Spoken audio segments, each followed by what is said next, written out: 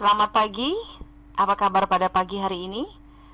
Pagi hari ini kita akan belajar kembali di informatika bab yang kedua, berpikir komputasional. Materi ini sudah sempat sedikit kita pelajari juga di semester 1. Namun di semester 2 di bab 2 juga kita kembali mempelajari berpikir komputasional.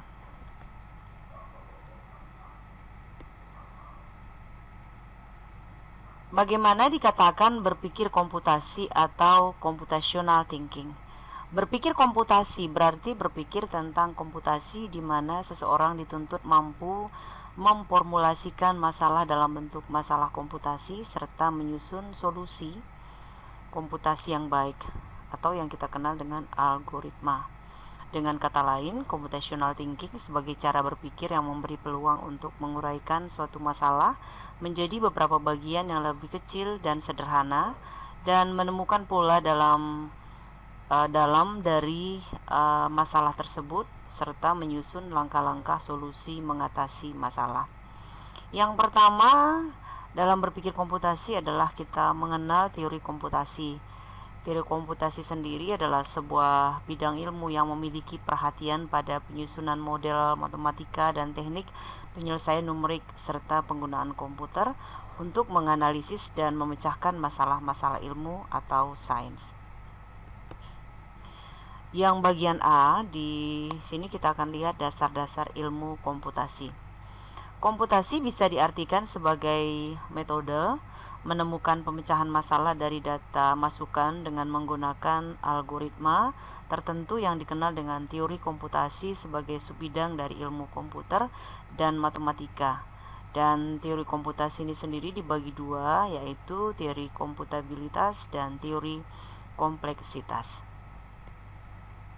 Bagian B adalah implementasi pada komputasi. Teori komputasi dapat diterapkan atau diimplementasikan ke dalam bidang-bidang tertentu seperti fisika, kimia, matematika, ekonomi, geografi, geologi, dan biologi.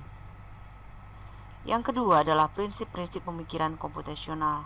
Berpikir komputasi merupakan sebuah keterampilan pemecahan masalah yang sangat diperlukan untuk mewakili solusi dalam bahasa yang dapat dimengerti dan diproses oleh komputer.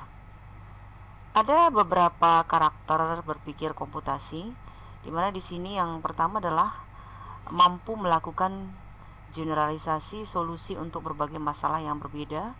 Yang kedua, mampu melakukan identifikasi, analisis, dan implementasi solusi dengan berbagai kombinasi langkah atau cara dan sumber daya yang efisien dan efektif.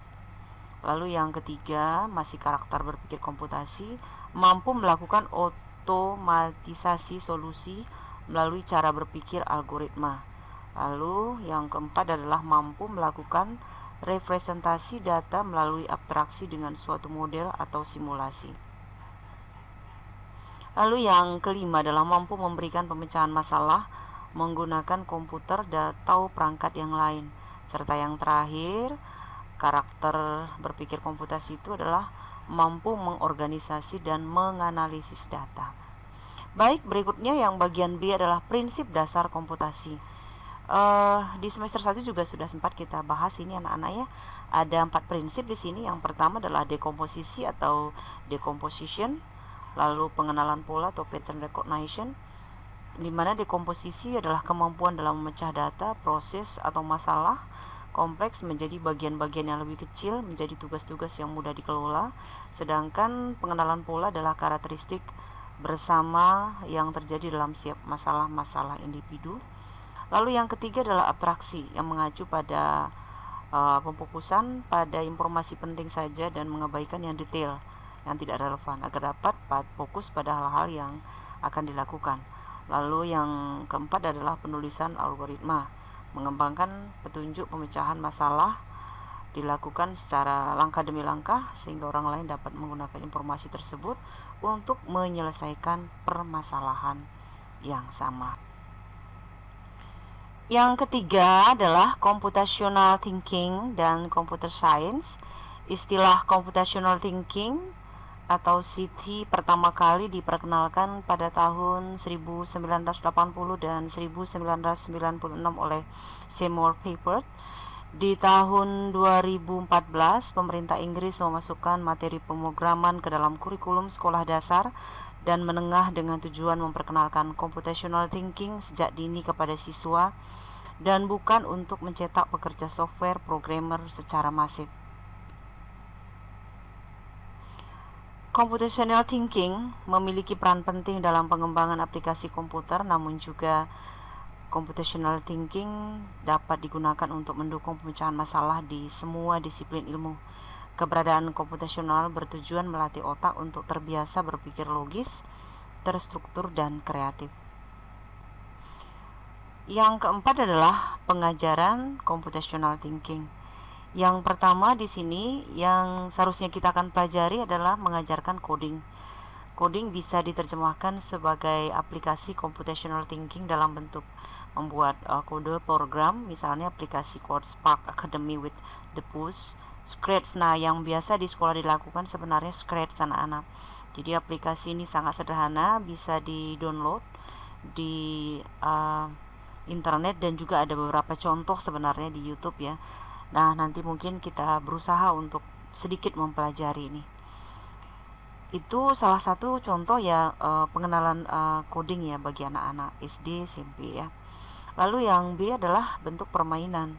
Jadi pendekatan offline yang paling sederhana dapat dilihat pada jenis permainan yang mengajarkan berpikir seperti catur ya atau sudoku. Ini catur yang umum anak-anak ya, atau ice breaking. Jadi anak-anak mungkin sudah pernah ya menggunakan catur secara online ya. Lalu yang ketiga adalah materi online. Materi online yang mengajarkan pemrograman dan computational thinking. Itu antara lain materi online yang kita bisa lihat di salah satu situs ya, Bebras ya, .id.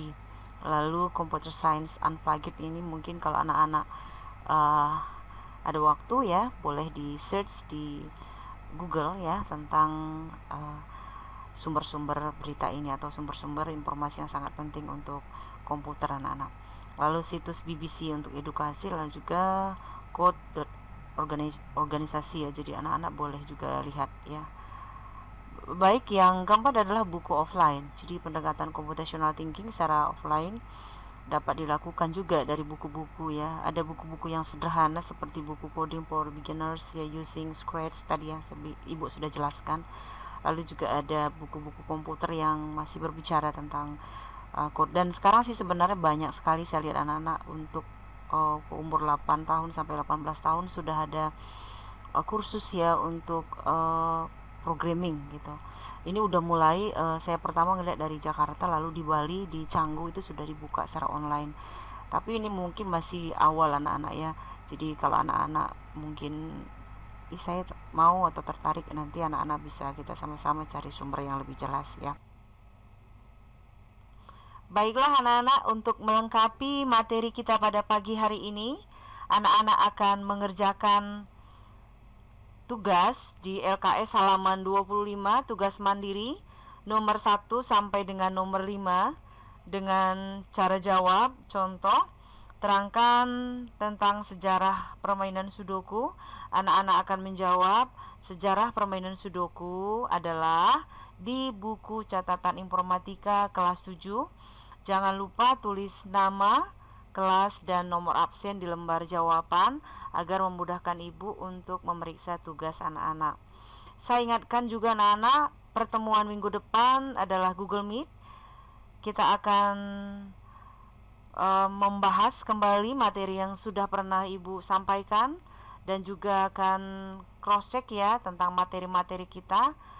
Link akan ibu sampaikan kepada anak-anak 1 jam sebelum pertemuan.